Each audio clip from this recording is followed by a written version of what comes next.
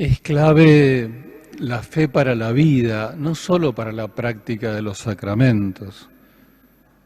La fe es fundamental para toda la vida, para la existencia.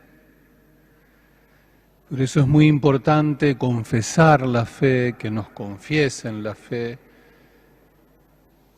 que nos transmitan la fe, que nos la compartan, que nos den testimonio de fe en los momentos especiales de la vida. Cuando uno está charlando y habla de las cosas de fe, se convierte en una charla interesante, pero la fe, cuando alguien nos la testimonia, por ejemplo, en el nacimiento de un hijo, o cuando uno está haciendo un discernimiento de proyecto de vida vocacional, o cuando uno está aprendiendo algo fundamental para sí mismo, o en un momento de dolor, de enfermedad o de muerte.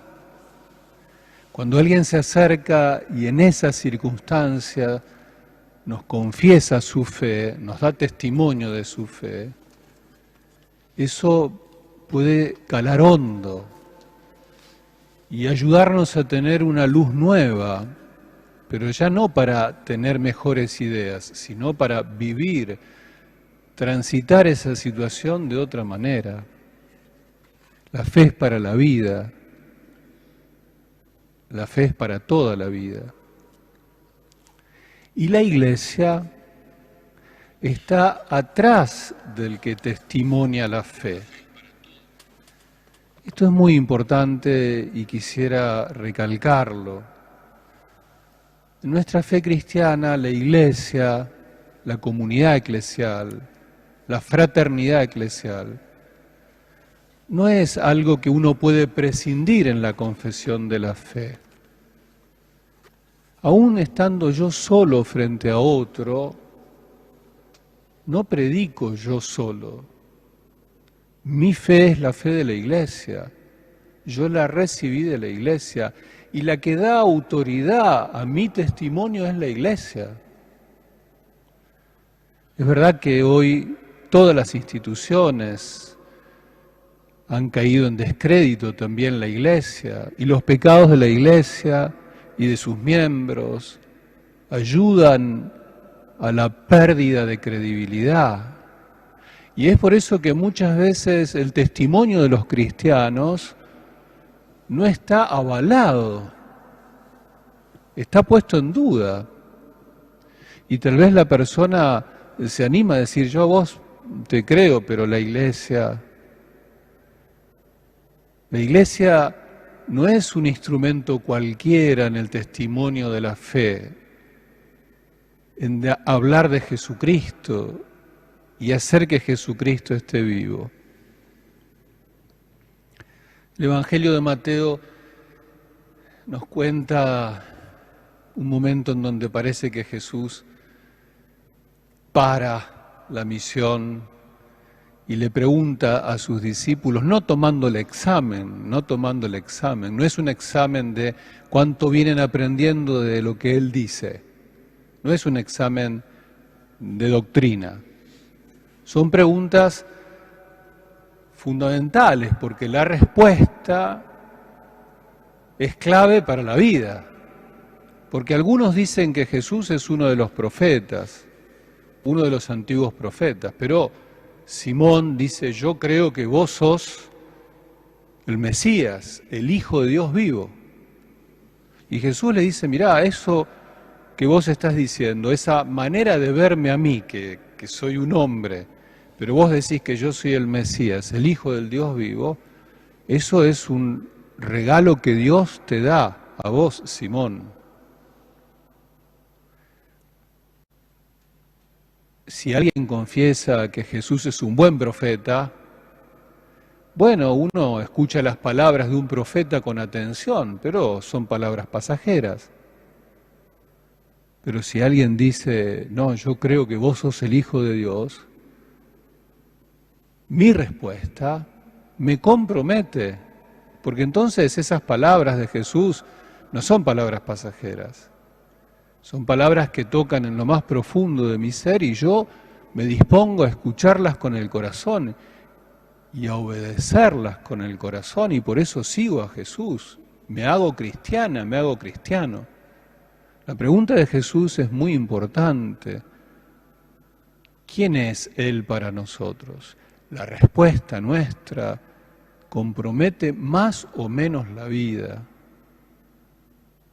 Si respondo que es el Hijo de Dios, quedo en alianza con Él, me comprometo con Él.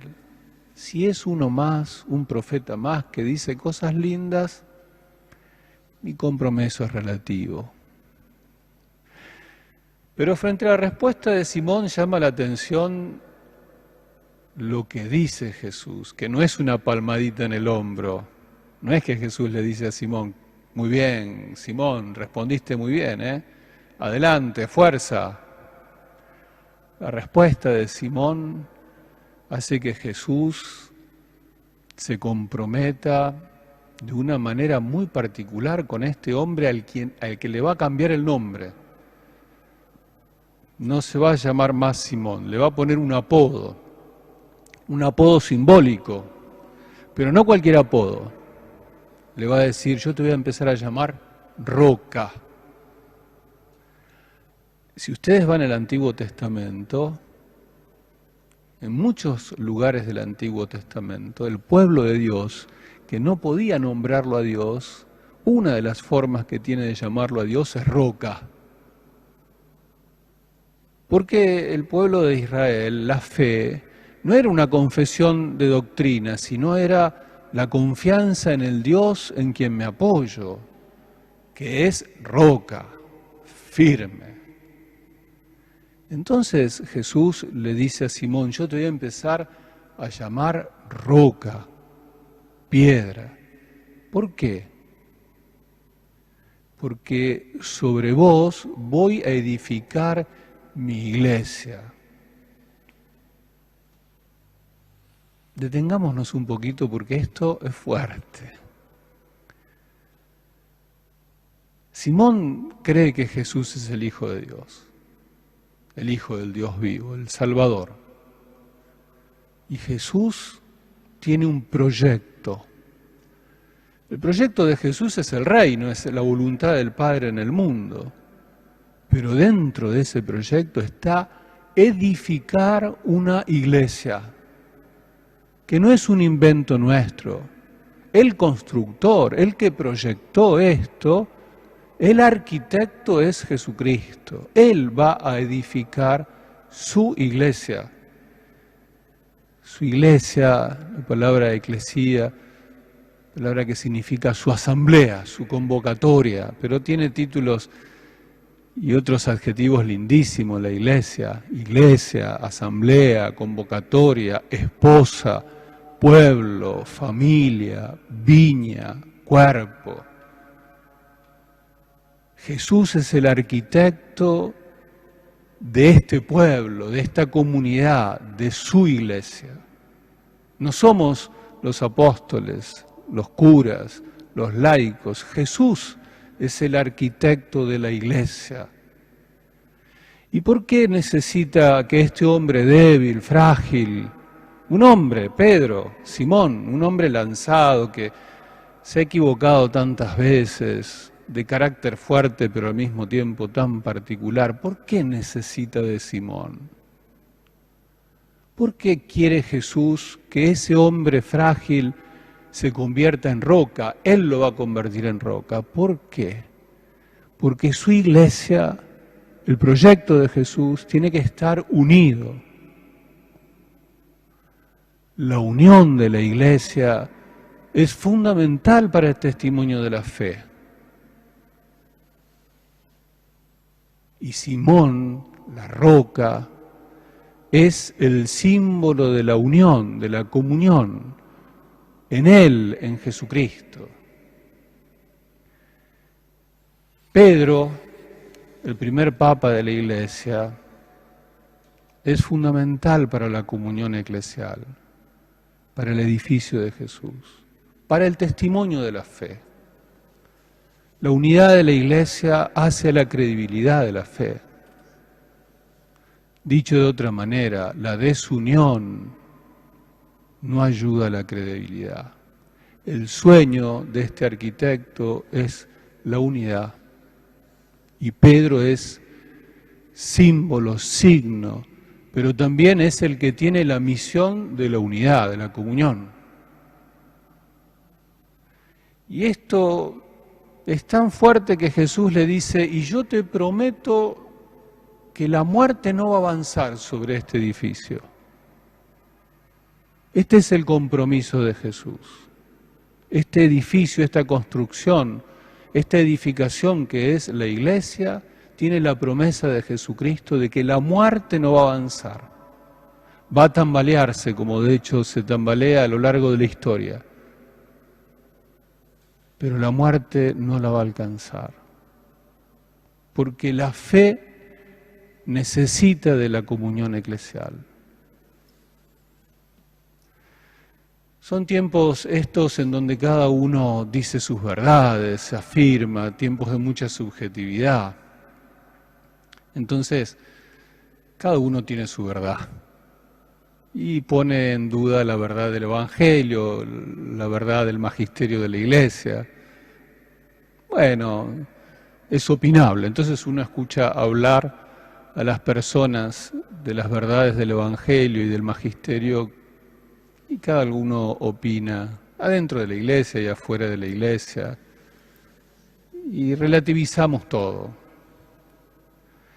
Uno creería que un predicador, un testigo que traduce las verdades de la Iglesia, está bárbaro eso, porque necesitamos que los predicadores, los catequistas, los que dan testimonio, sean capaces de traducir a la situación de las personas la fe de la Iglesia, pero la fe de la Iglesia, no la fe personal. Ahora, cuando cada uno tiene su verdad, cuando cada uno dice lo que quiere, como quiere, y opina con liviandad, corre el riesgo de romper la comunión. Y cuando colaboramos a este linchamiento muchas veces y este escarnio en el cual Pedro, Francisco, el Pedro de hoy, es víctima, cuando escuchamos que alguien que no tiene fe, que ni siquiera es de la Iglesia, opina, bueno, que opine. Pero cuando adentro de la Iglesia los cristianos, obispos, sacerdotes, religiosas, laicos, hablamos con liviandad de Pedro, por lo menos seamos conscientes de que estamos rompiendo la comunión eclesial y que estamos debilitando la credibilidad de la Iglesia. Por lo menos seamos conscientes de esto y hagámonos responsables. Porque si la fe es para la vida, cuando nosotros desacreditamos la fe, lo que le estamos dejando de dar a la vida es la luz y la sal del Evangelio. Jesús sigue todavía apostando más por Simón, y no solamente lo va a hacer piedra, sino le va a dar las llaves, le va a dar la fuerza para abrir o cerrar el cielo. Misterio grande que un hombre débil como Pedro, como Francisco, tenga la autoridad de las llaves, la autoridad del magisterio. Nos guste o no nos guste, nos caiga bien o no nos caiga bien, pero este es el designio de Jesús. Pablo en la carta a los romanos, y tomo esta expresión, decía, qué profunda y llena de riqueza es tu sabiduría, qué insondables son tus designios. Es así. La fe nuestra es un misterio eclesial, como la Iglesia es un misterio, Francisco es un misterio, el Papa. Pero esto es lo que ha querido Jesucristo. Por eso Pidámosle al Señor que nos regale esta fe viva, capaz de testimoniarla siempre en comunión eclesial. Son tiempos de la historia en donde la comunión de la Iglesia le haría mucho bien a la comunión del mundo. Nosotros hablamos de la unidad del mundo, hablamos de la necesidad de superar las grietas y a veces dentro de la Iglesia no vivimos la unidad. Es un desafío grande poder vivirla con fe y con humildad. Pidámosle al Señor que nos dé esa riqueza y ahora que vamos a proclamar nuestra fe, que esta fe nos comprometa a la unidad. Digamos juntos: